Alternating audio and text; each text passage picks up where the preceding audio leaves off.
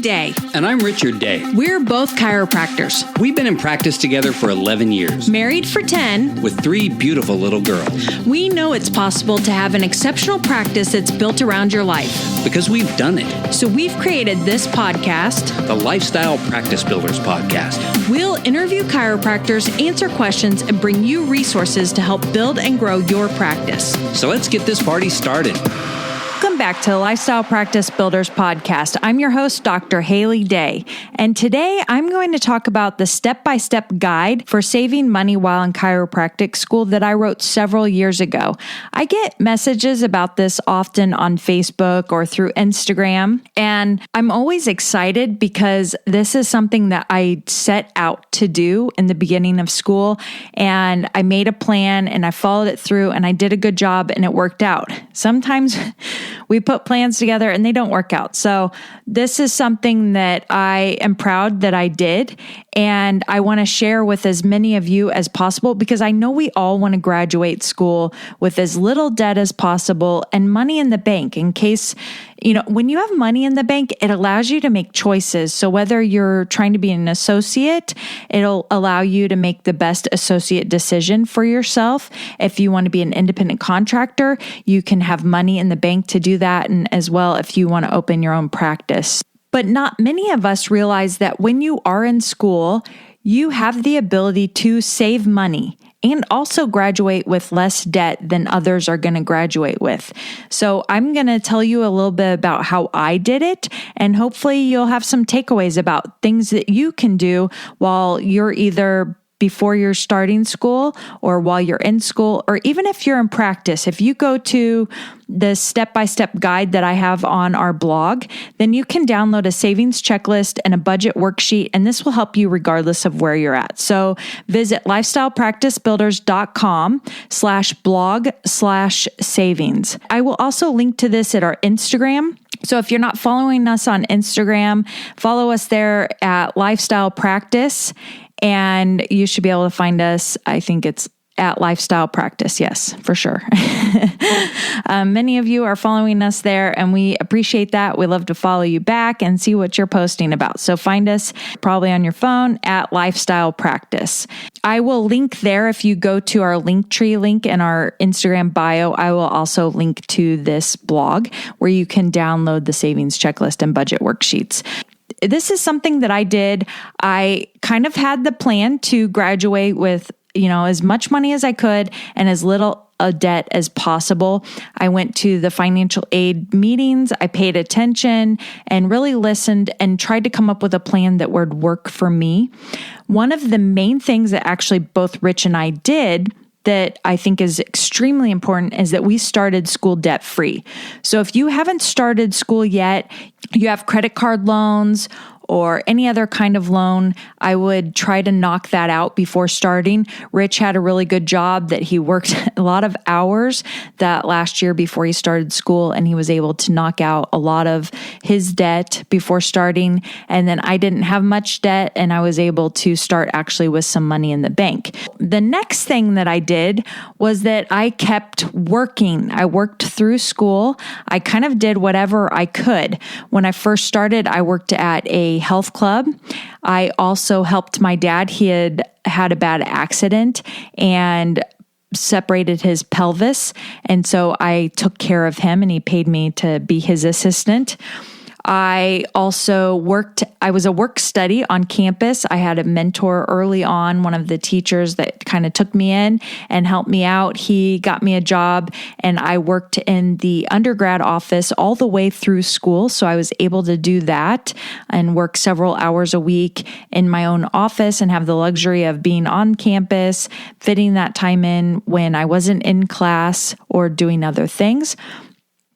I also worked for a chiropractor, and I loved that. I had worked for a chiropractor in undergrad, so I was able to see how a different office worked. And I worked with lots of other people. It was a large office. So we had 9 chiropractors, 2 acupuncturist, 3 massage therapists, a couple mental health therapists, a yoga studio, lots of things in this practice. So I was able to learn a lot about selling supplements and the different modalities that we could have in our office, and learn a lot about what I liked and what I didn't like about that office and the office I had worked in undergrad, so that I could implement those in our office with Rich. I was also able to go to seminars with the chiropractor and learn a lot more that way. More so of what I didn't like about large management groups, but also things that I thought were great and great tips to running a successful practice. I also had been working in the restaurant industry before school, and I was able to do that on the weekends as they needed me. And gosh, I think that's it. Oh no, I had actually another thing that I did that was great because I could fit it in any point of my schedule was that I was a private chef to the chiropractor that I'd worked for in Kansas City. So making healthy meals for her and her partner. And that allowed me to do that whenever I could fit it into my schedule, which is nice. And I wrote this student that had written me this morning and let him know, I did all these things, but I worked out regularly. I got good grades in school, and I had a ton of fun. So I went out on weekends or weeknights and enjoyed the people I was in school with, my other friends and family, and was able to still do really well and have jobs and work during school. So I know that may not be the case for everyone, but I feel like for me, I had worked on undergrad as well. And I feel like there's more pressure to actually work when you have downtime from working a job or you're at school. Then I knew that I needed to be working on schoolwork or studying for a test that might be the next week, because I wouldn't have a lot of downtime to do that. So I would fill those gaps with that rather than Netflix or any of those other things that people kill time with. I didn't really do any of those. So if you can't live without your shows, then this might not work as well for you. But for me, I am happy to turn the TV off and get done what needs to get done so that I could get myself where I needed to be long term. So start debt free. Work if you can. Working for a chiropractor is great. Working on campus is great. All of those things will really help. If you can't work for a chiropractor, you can't find someone to work for, definitely recommend shadowing. It doesn't pay, but you definitely want to get in offices and see how they run. And then so I'm oftentimes giving that as a recommendation to people that are looking to see what they can do while they're in school to do better after school. So start debt-free, work for a chiropractor, work on campus if you can. And then another thing I did was I set a cap on the amount of money that I would take out each trimester.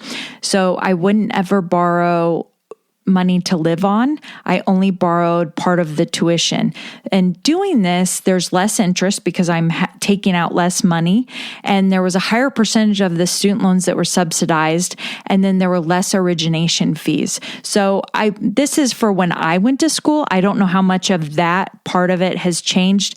But for me, when I would take out less money, that was less interest, more subsidized loans, meaning the government was covering the interest while I was in school and even out, and then less origination fees. So all of those things allowed me to graduate with less debt.